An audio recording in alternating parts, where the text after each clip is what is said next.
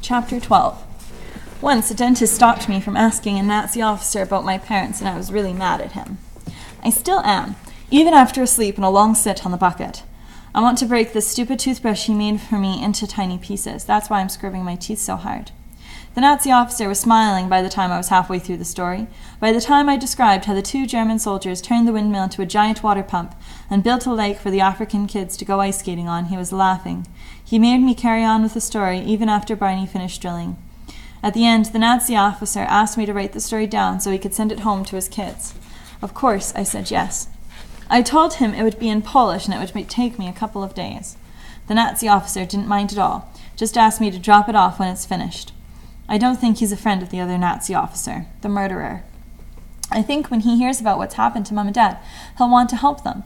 But before I could start telling him, Barney grabbed me and the bag of food and we left. Too dangerous, Barney told me in the street, but he wouldn't say why. The toothbrush is unbreakable. It's only wooden bristles, but Barney must have some secret dentist's power to make it really strong. Felix, says a muffled voice. I look down. Zelda has joined me at the teeth-cleaning bowl. Her mouth is already foaming with Barney's toothpaste that he makes from chalk dust and soap. When you went out with Barney last night, she says, did you find our parents? I don't know what to say. Her eyes are shining hopefully above the foam, and suddenly I feel terrible. Here's me moaning about waiting 2 days to have a conversation with a Nazi officer, and poor Zelda still doesn't know her parents are dead. Her face falls. You didn't find them, she says. I shake my head. We look at each other. I try and think up a story about how parents aren't really that important, but I can't because they are. I know a place we can see them from, says Zelda. I smile sadly. At least she's learning how to use her imagination. Up there, she says. I look up to where she's pointing. A needle of daylight bigger than the others is coming in through a crack where one of the walls meets the ceiling. Jacob says that from up there he can see outside into the street. I sigh. Everyone's a storyteller these days. It's true, says a voice behind me. Jacob is climbing off his sack bed, blinking very indignantly. Several of the other kids are waking up too. It's easy, says Jacob. You make a pile of beds and climb up. I did it last night. He did, says Zelda, but he wouldn't let me. I look at them both. I can see they're telling the truth. When people lie, the toothpaste foam droops. Let's do it now, says Zelda excitedly. I peer over at the other side of the cellar. Barney is still in bed, snoring.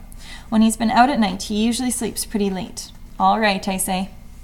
It's worth a try, and not just for me. It might be good for Zelda, too. She might see an auntie or uncle or something. I can't see my mommy or daddy yet, says Zelda. Can you see yours? Not yet, I say. I get a firmer grip with my bare feet on the wobbly pile of beds and hold Zelda's arms tighter as so we don't both fall. I press my glasses hard against the crack of the wall and try to see something that isn't feet and legs. That's the problem with looking out into the street at ground level. You don't get to see the tops of people. It's very confusing. I can see hundreds of feet and legs milling about here. With this so many Jewish people in Poland, how come Mom and Dad's shop didn't do better? I can see my mummy's feet, yells Zelda, over there in her brown shoes. Shh, calls Chaya from down below. You'll wake Barney. It's all right, says Jacob, his voice strained from helping Chaya prop up the pile of beds. Barney's a heavy sleeper. Zelda's eyes are pressed to the crack in the wall. Over there, she squeaks, Mummy's feet. I know how she feels. I thought I saw Dad's dark green trousers until I saw another pair, and then 3 more. I try to see if any of the feet and legs look like they're doing the same sort of things that Mom and Dad's do, like carrying big piles of books or having discussions about books or reading someone else's book over their shoulder. I can't tell. The feet and legs could be doing anything. I can identify those 2 pairs of legs over there. They belong to 2 men who are wrestling on the ground over a piece of bread. And those over there belong to another man who's just collapsed and is lying on the cobbles while people step over him. But the rest of feet and legs could belong to anybody. The only thing I can tell for sure is that none of them belong to kids. I press my nose to the crack in the wall and try to get a whiff of Mom's perfume. Nothing. I cram my ear to the crack and try to hear Mom and Dad's voices. All I can hear is trucks arriving and people yelling. Some of them sound like German soldiers. Suddenly, all the feet and legs are scattering and running away. Mummy, yells Zelda. She's jiggling up and down. The pile of beds beneath us is toppling. Look out, yells Jacob. I plummet towards the floor. Luckily, the beds break my fall. So does Jacob. When my head stops spinning, I find my glasses. I help him out from under a sack and almost step back into Barney, who's standing there, hands on his hips, glaring at us. I can't give him my full attention. Yet. Not until I've made sure Zelda is all right. If she landed on this stone floor.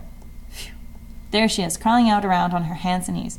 Where are my slippers, she says. I need to put on my slippers so I can go and see Mummy. I look how desperately she's searching, and suddenly I know I have to tell her. I don't want to and I don't know how to, but I have to. The poor kid can't go on like this. She needs to know the truth. You're sure they're both dead, says Barney quietly as we watch the other kids put the beds back into position and Zelda helped put her slippers on. I nod. I tell him about the feathers under their noses. They'd been shot, I say. So had the chickens. I try not to think about the blood. Barney frowns. You're right, he says. Zelda does need to know. I wait, but he doesn't say anything. Will you tell her, I say? Barney frowns some more. I think it's better if you do it, he says. You've been through a lot together and she trusts you. And you were there. That's what I've been dreading, he'd say. I don't know how to, I say quietly. Barney looks at me. I haven't noticed before how red his eyes are. Must be because he works at night a lot. Just tell the story of what you saw, he says. You don't have to make anything up. All right, I say. I wish I could make things up for Zelda. I wish I could tell her a happy story about how my glasses were affected by the heat of the fire and how her parents aren't really dead and how they're just having a holiday on a desert island with a cake shop and how they'll be coming back for her as soon as their suntans are completed. But I can't. I tell Zelda the story of what I saw. She doesn't believe me. No, she yells, throwing herself onto a sack. Barney puts his hand gently on her shoulder and the other kids watch silently, their faces sad. I tell her again, still without making anything up. This time she doesn't yell. For a long time her body shakes in Barney's arms without any sound at all. I'm trembling myself, partly at the memory of what I saw, and partly because, for Zelda, my story has made her parents dead. Now several of the other kids are crying too. Ruth stops brushing her hair and lets tears run down her face. Once, she whispers, some goblins hit my dad with sticks. They hit him with sticks till he died. Barney reaches over and squeezes her hand. Jacob is sobbing too. Nana was burnt, he says, tears trickling through his blinks. I got home from school and they were all burnt. Nana and Poppy and Eli and Martha and Oleg. Henrik stands up and kicks his bed. I hate goblins, he says. They killed Sigi and cut his tail off. Chaya puts her good arm around him and holds him while he sobs. She lowers her gentle face and speaks quietly. Once a princess lived in a castle. There was a small castle, but the princess loved it, and she loved her family who lived there with her. Then one day the evil goblins came looking for information about their enemies. They thought the princess knew the information, but she didn't. To make her tell, the goblins gave the princess 3 wishes. Either they could hurt her, or they could hurt the old people, or they could hurt the babies. Chaya pauses, trembling, staring at the floor. I can see how hard it is for her to finish her story. The princess chose the first wish, she says quietly, but because she didn't know any information, the goblins made all 3 wishes come true. We're all crying now. Moshi is still chewing his wood, but tears are running down his face too. A whole cellar full of tears. I take Chaya's hand for a while, then I go over and Barney lets me hug Zelda. I can feel the sadness shaking her whole body. All around me, poor kids are crying for their dead families. My tears are different. I feel so lucky because somewhere out there I know my mom and dad are still alive.